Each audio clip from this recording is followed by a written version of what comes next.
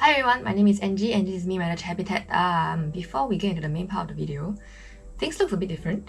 I am back to using the GoPro as my frontal camera. So what I'm gonna test is if I do not record on the GoPro, it is still gonna die on me. So if you had seen any of my previous videos, you would have heard me complaining about the GoPro. I think it was quite common, it was like almost every single video. So I've set it up in a way whereby I have a capture card running into my PC and I'm recording on the PC itself. So I want to know if I do not use the recording function on the GoPro, it is still gonna die on me halfway. So that's that. Also, I'm not sure how the audio is coming out because usually I'm using the Osmo Action's mic. So this is the GoPro mic and now it's the Osmo Action's mic. I remember there was a bit of a difference when I first compared the Osmo Action to the GoPro, but we shall see how everything goes. There is a bit of limitation to my recording in the PC software. I'm also constantly distracted because if you had seen my setup video, I now have two screens. So now I have my face, my extremely big face on one side of the screen and the recording software on the other screen. So that's a bit confusing, but I think something I can get used to. So anyway, back to what we're gonna do today. We are tearing down 2 more iPhones. So also in the setup video, you would have seen so I have these 2 phones, they're just sitting on my pen holder doing nothing. So these are actually from my friends. So they saw my previous iPhone teardown video and they're like, hey, I have an old iPhone too, I can pass it to you.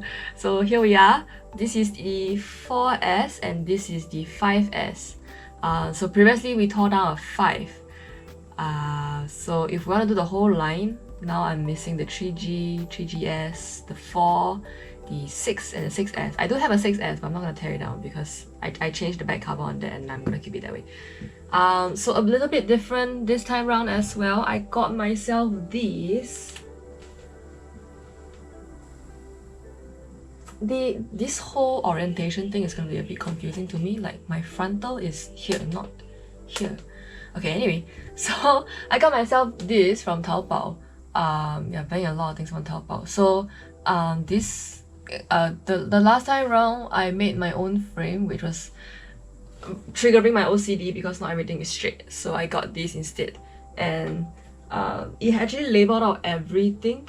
So we'll figure it out once we open it up. But so you can actually paste the stuff along where all the labels are, which will work because like it will be more clear as to what goes where the moment I open it up, instead of I actually moved the iPhone 5 one into one of these frames as well, but because it was like a few weeks after I actually opened up the iPhone, I was like confused, what was this, what was that?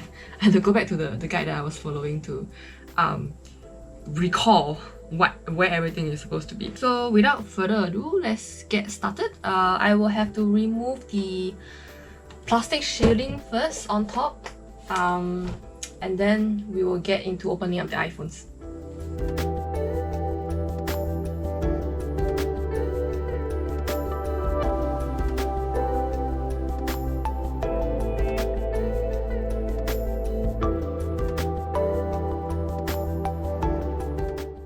So these boards actually come with these spacers to put at the side of the frame, so that because you're not hanging up a picture which is flat, you're hanging up like components which has a certain level of thickness to them. So these spacers will make sure that the phone parts does not touch the front cover and does not create scratches, which will look really nice actually. I have a photo of the iPhone 5 somewhere, I'll put it up here.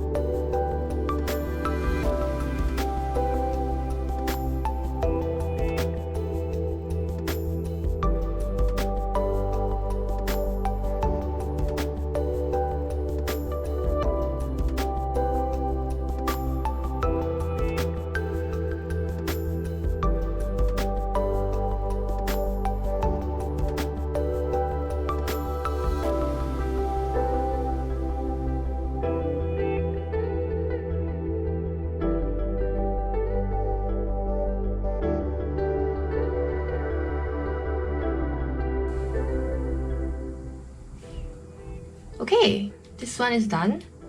I got really confused halfway through because their marking are not exactly correct.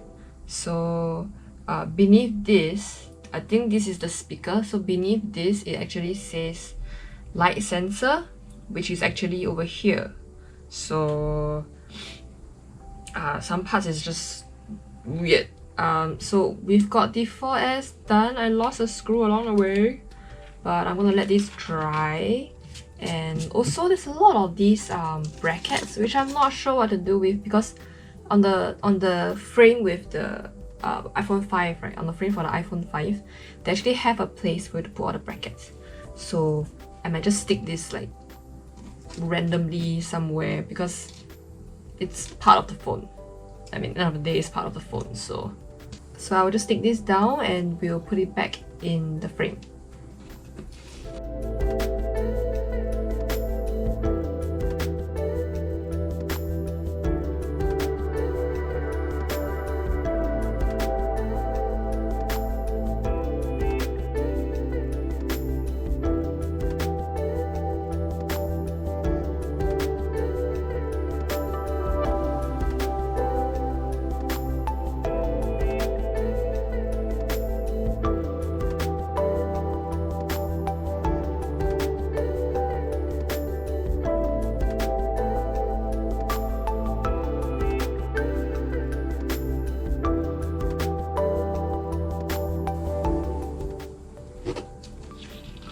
Okay, I'll be leaving this to dry and then I will put it in the frame in a bit. Some of this glue are still freshly applied. This area here gives me unknown vibes. You know, the Pokemon Unknown? It gives me that vibe. It's just like some random thing just in a row. So the 4S is done, I think. Yeah, pretty much done. The rest of the stuff, I will not be including them. And then I'll just leave it to dry for a little bit before I put it in the frame. So in the meantime, let's work on the iPhone 5S now.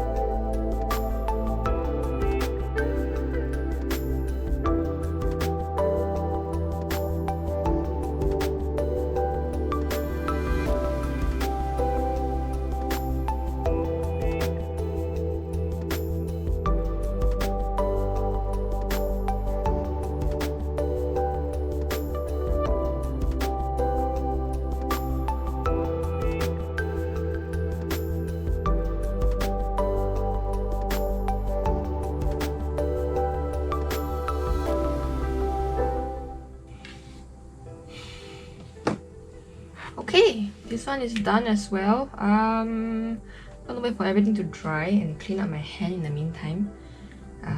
I have a lot of glue on my hand right now, so gonna wait for this to dry, clean up my hand, and then I'll frame it up.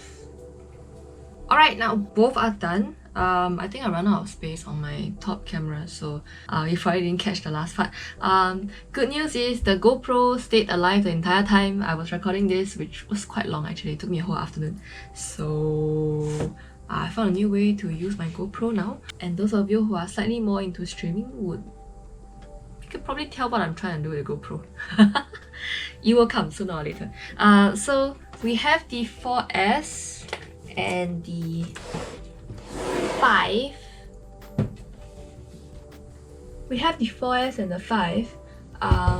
So we'll frame this up when I go back to the office. It's really quite interesting to see like how the phones changed throughout the generations. So like previously we opened a iPhone 5. So now we have the 4S and the 5. So there's actually 3 concurrent generations together. So I'll bring it back to office and see what's the difference, other than the aesthetics of course. The interesting part is, for the iPhone 4S, there's actually 3 panels. So there's the back panel, the middle part, and then the front panel. Whereas for the iPhone 5 and the 5S, it's only the screen and the shell, basically. I think it was the same for the 6S when I opened up my phone. Probably is gonna be the same for the XS, I'm not sure. So I personally own all the S series. So I had the 4S, 5S, and then I had the 6S. And then I didn't change my phone because they removed the headphone jack until the XS, because like my phone was really slow and I just can't do anything with a slow phone at that point of time. So I had all the S series, and potentially I heard the next one is going to be a 12S, and if that's going to be the case, that will be my next upgrade as well. I hope you enjoyed today's video. Just a chill session for me to like just tear down a phone and frame them up nicely as a display. This is probably really satisfying for any like Apple geeks out there. I personally use a lot of Apple products. I'm quite deep into the Apple ecosystem. So I got my phone is Apple, my laptop is Apple. I have an iPad Air, the 4th generation. I've got a watch as well. So even my earbuds are Apple. So this is really satisfying for me to just tear open and see what's inside the phone. Especially if you are into the technical stuff of like all your gadgets, this is really satisfying to figure out what's actually inside all the components and what they actually do. So I will also link all the teardown guides that I use in the description. It's not exactly very helpful because a lot of parts they don't say what they're doing, so it became a hunting game for hidden screws. And underneath every single sticker there seems to be extra screw somewhere. So I'm also so amazed at how many small screws they can fit on the case, on the external shell of the phone. The iPhone 4S itself has a lot of screws on the external ridge because the front panel is held in mainly by screws. But I think for the 5 and 5S, they use more screws to hold in. I'm not sure what they're actually, dampeners, or I don't think they're antennas because there's nothing connected to them. So I think they're like dampeners, spacers basically. So there's so many screws at the side of the phone. It's amazing. Thank you guys for watching. I hope you enjoyed this video, and I'll see you in the next one.